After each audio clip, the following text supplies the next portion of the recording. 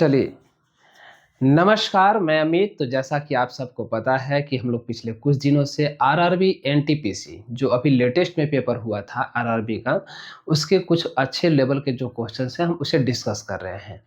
तो आज भी हम उसी सीरीज के साथ, यानी कि जो हमारा 500 क्वेश्चन का जो सीरीज है, उसी के साथ हम आज कंटिन्यू करने वाले हैं। बीच बीच में 1-2 दिन हमारा वीडियो गैप हो जा रहा है, पर हम ट्राई करेंगे, कोशिश करेंगे कि इसको हम कंटिन्यू कर लें। एक्चुअली क्या है कि मैंने आपसे बताया था कि हमारा ऑफलाइन भी क्लासेस चलता है। तो जो भी टीचर्स, जैसे जो ऑनलाइन ऑफलाइन दोनों जगह हैं, तो उनका क्या होता है कि कभी कभी ऐसा होता है कि ऑनलाइन वो नहीं आ पाते, क्योंकि कोशिश तो काफ़ी मतलब बहुत ही होती है, पर कई बार ऐसा सिचुएशन होता है कि नहीं हो पाता है, कभी पीपीटी नहीं तैयार हो पाया है। तो इसके वजह से भी हम लोग कई बार नहीं कर पाते हैं। कोई बात नहीं, हम आज फिर नए क्वेश्चंस के साथ आपके बीच हैं। तो आइए, आज का जो हमारा सवाल है ये भी आपका प्रीवियस क्वेश्चन है। देखते हैं, ये आपका आरआरबी एनटीपीसी 12 लेवल का जो पेपर हुआ 25 में, उसका क्वेश्चन है। आज का पहला सवाल हमारा ये है, कह रहा एक व्यापारी दावा करता है कि वह सब्जियां 57% लाभ पर बेचता है। जाहिर सी बात है, अगर बिजनेस कर रहा है तो प्रॉफिट तो लेगा ही। तो 57% लाभ पर बेचता है, लेकिन ऐसा है डिसऑनेस्टी, बेईमानी से उसने ऐसा क्या किया कि ऐसा वजन इस्तेमाल करता है जो उस पर अंकित वजन से 13% कम होता है। मतलब देना चाहिए उसे अगर 1 केजी, तो 1 केजी का 13% कम देता है। अगर हम, चूंकि परसेंटेज वैल्यू है तो 100 केजी मान के चलेंगे, यानी 100 केजी की जगह पर वो 87 केजी ही वजन तौलता है। पर वो बोल के ये देता है कि 100 केजी दे रहे हैं, यानी कि बेईमानी करता है। व्यापारी द्वारा अर्जित कुल लाभ प्रतिशत द्वारा ज्ञात कीजिए। तो व्यापारी के द्वारा जो टोटल लाभ है वो क्या होगा, ये आपसे पूछ रहा है। चलिए समझते हैं आज का पहला सवाल, है ना। सामने देखेंगे, अच्छे से समझ में आएगा। चलते हैं सामने, सॉल्यूशन पर चलते हैं, समझिएगा। ऐसे मान लेते हैं कि मान लो कि वो 1 केजी का जो वो प्राइस रहा होगा, 1 केजी का जो कॉस्ट प्राइस व्यापारी का रहा होगा सीपी, वो 1 रुपया रहा होगा। तो 100 केजी का क्या रहा होगा, 100 केजी का सीपी जो है वो कितना हो जाएगा, 100 रुपया। एक्चुअल में ये कह रहा है कि 57% प्रॉफिट पर बेचना चाहता है, तो इसका मतलब 100 केजी के चीज, ये 100 रुपया की चीज को 157 में सेल करेगा। ये इसने ऐसे कस्टमर से बोल करके, बल्कि उसने बोला कि हम 57% प्रॉफिट पर सेल कर रहे हैं।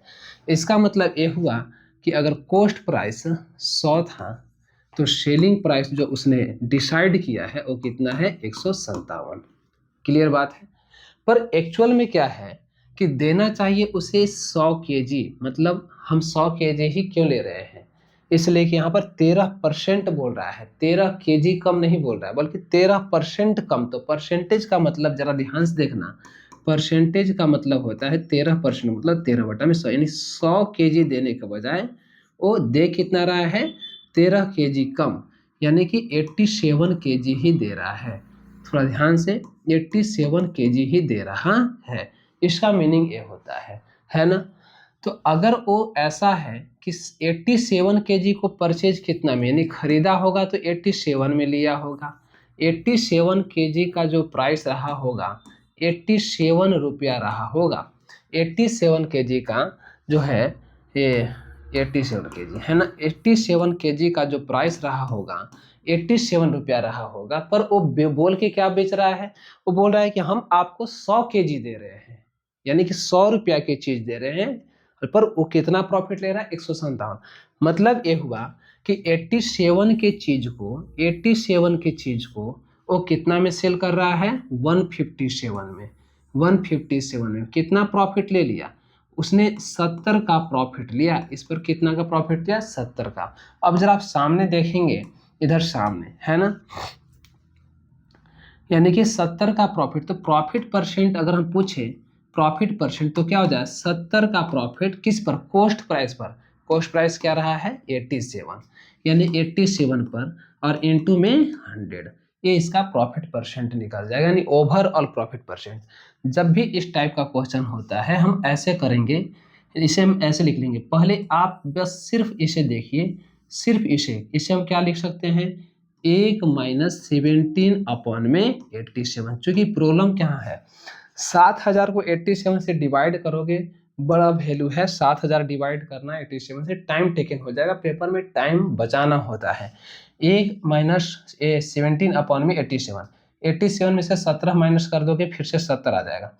अब इसका परसेंटेज वैल्यू निकाल लीजिए, 1 का मतलब इंटू 100 कर लोगे, 1 का मतलब कितना हो गया 100%, इसमें से इतना परसेंट का वैल्यू, तो यानी कि 1700 डिवाइडेड बाई 87, जानते हो इसका वैल्यू कितना हो जाएगा, इसका आ जाएगा सिर्फ और सिर्फ मैं बता रहा हूँ 100% में से 19.54, इसका वैल्यू हो जाएगा 19.54। जब इसमें से आप इसे माइनस करेंगे तो 19 में से क्या है 100 में से 19.54 मतलब 20 माइनस कर देते हैं तो क्या हो जाएगा 80%। ऑलमोस्ट ए 87%, चूंकि ये बोल भी रहा है कि निकटतम पूर्णांक में जाना है, इसका मतलब कि सी द राइट आंसर। समझ में आ रही बात। तो इस तरीके से इस क्वेश्चन को हम इजीली बना सकते हैं। कहने का सेंस ये हुआ, कई ऐसे बच्चे हैं जिनको ऐसा लगे कि इतना करना पड़ेगा, मेरे दोस्त समझना है, हम इसे अगर शॉर्टकट में बनाए होते तो सिर्फ इस वाले सेक्शन को हम उठा करके क्वेश्चंस का आंसर लिख दिए होते। कैसे, जरा देखना ध्यान से। लिखते 100 की चीज़ों को 157 में बेचने का दावा करता है, पर एक्चुअल वो 100 का चीज़ नहीं दे रहा है, वो 87 का चीज़ दे रहा है। 87 की चीज़ को 157 में सेल कर रहा है, इसका मतलब 70 का प्रॉफिट, बाकी का प्रोसेस ऐसे। यानी ये तो मैंने समझाने के लिए किया, समझ में आ गई बात। तो ऐसे आज का सवाल नंबर फर्स्ट, चलते हैं सवाल नंबर 2 पर। समझिए सामने है ना, क्वेश्चन नंबर 2, इधर सामने देखना जरा ध्यान से। थोड़ा सा आप तब तक इस क्वेश्चन को रीड कीजिए सही तरीके से, है ना। चलते हैं हम लोग, आप इस क्वेश्चन को रीड कीजिए। देखिए क्वेश्चन क्या कहना चाह रहा है, कह रहा है मैंने 1200 रुपया में 2 खिलौने यानी कि बंदूक खरीदे, मतलब बंदूक खरीदा पर खिलौने खिलौने वाला।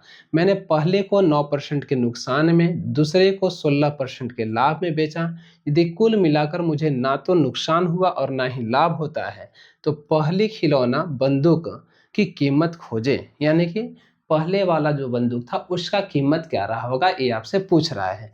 वेरी सिंपल, बहुत इजी तरीके से हम इसे बना सकते हैं। चलिए सामने देखेंगे, चलते हैं सॉल्यूशन पर। देखिए ऐसा है कि दो तरह का बंदूक है, 1200 रुपया में खरीदा है, यानी कि टोटल जो कॉस्ट है, टोटल सीपी ये हमारा कितना है 1200 रुपीज़, ठीक है। आगे चलते हैं, एक को 9% के क्या है नुकसान पर क्या करता है, मैं दूसरे को इतना में लाभ में बेचता है। जरा देखना ध्यान सामने, इधर सामने आप देखेंगे। चलिए मैं फिर से इसको करता हूँ, क्या है, एक को 9% के नुकसान पर और दूसरे को 16% के लाभ पर। 9% का नुकसान का मतलब ये हुआ कि यानी कि -9%, और दूसरे को 16% के प्रॉफिट पर। और याद रखेंगे प्रॉफिट या लॉस, याद रखेंगे प्रॉफिट या लॉस ऑलवेज जो है, प्रॉफिट या लॉस ऑलवेज कैलकुलेट किया जाता है, प्रॉफिट या लॉस ऑलवेज सीपी पर कैलकुलेट किया जाता है। इसका मतलब ये हुआ कि अगर हम इसे एलिगेशन मेथड से बनाएं तो जो हमारा रेशियो निकल करके आएगा वो सीपी का, पोस्ट प्राइस का निकल के आएगा। मैं फिर से बोलता हूँ, याद रखेंगे जिसके बेस पर हम कैलकुलेशन करते हैं, यानी कि जिसको बेस मान के कैलकुलेशन किया जाता है, रेशियो हमेशा यहाँ उसी का निकलता है। अगर ये सीपी पर कैलकुलेट किया जा रहा है तो रेशियो यहाँ पर सीपी का देगा।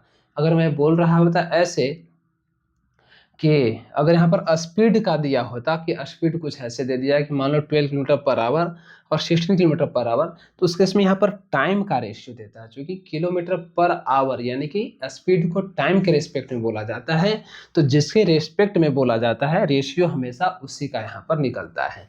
तो यहाँ पर जो हमारा रेशियो निकल करके आएगा वो किसका आएगा, कि सीपी का रेशियो निकल करके आएगा। जरा देखना, 9% के प्रॉफिट को क्या है लॉस पर एक को बेचा जा रहा है, दूसरे को 16% के प्रॉफिट पर बेचा जा रहा है, नहीं प्लस साइन पर। ओवरऑल उसे ना तो प्रॉफिट हो रहा है और ना ही लॉस, यानी कि यहाँ पर क्या हो गया 0%, ना प्रॉफिट और ना लॉस।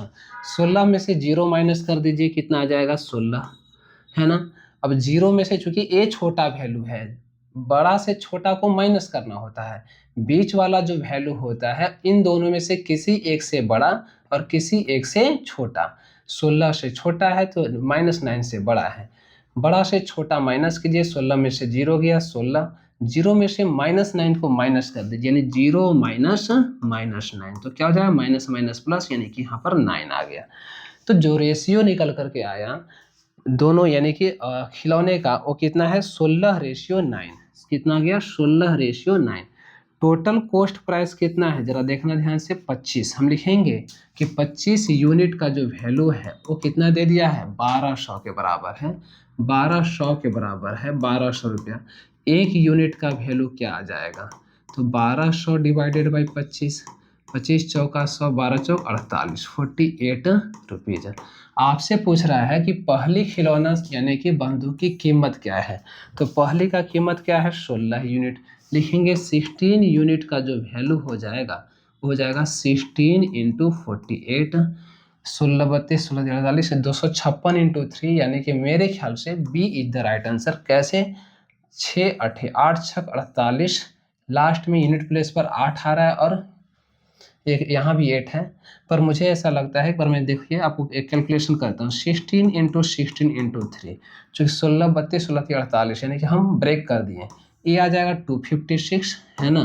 256 इंटू 3 कर दो, तुम्हारा 25 या 75 750 और 6 बार 18, यानी कि A B is the right answer. समझ में आ गई बात। तो इस तरीके से हम कह सकते हैं कि किसी भी क्वेश्चंस को, यानी कि ये हालांकि काफ़ी अच्छे लेवल का क्वेश्चन है, इजी नहीं है, तो हम किसी भी क्वेश्चन को बहुत आसानी से बना सकते हैं। तो आज का हमारा 2 सवाल का जो टारगेट था हमने पूरा किया। डेली बेस पर हम कोशिश करते हैं कि हम कंटिन्यू कर लें आपके इस वीडियो को, है ना। तो कल भी हमारा 100% रहेगा कि हम एक वीडियो के साथ आपके साथ मिलेंगे, जिसमें कि 2 क्वेश्चन या 2 से ज़्यादा क्वेश्चन का ही वीडियो होगा। तब तक के लिए मिलते हैं, है ना।